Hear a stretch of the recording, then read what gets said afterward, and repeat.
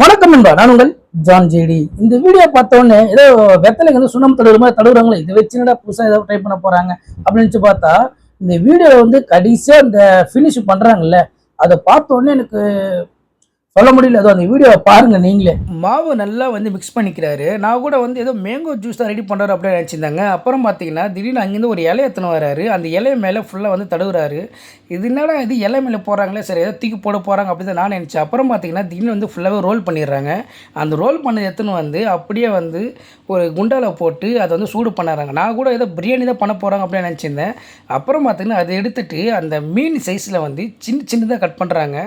So cut பண்ணதெல்லாம் வந்து பார்த்தீங்கன்னா அதை அப்படியே எடுத்துன்னு போயிட்டு ஒரு பவுலில் போட்டு அது அப்புறம் அதுலேருந்து எண்ணெயில் போட்டு அதை வந்து ஃபுல்லாக பொரிக்கிறாங்க. இதுனா மீன் நினச்சிங்களா இல்லை போண்டா பாஜி நினச்சிங்களா என்னென்னு தெரியல. நீங்களே பார்த்தீங்க அது எதை வச்சு பண்ணாங்கன்ட்டு. கடைசியில் பார்த்தீங்கன்னா அதை வேறு சேல்ஸ் வேறு பண்ணுறாங்க.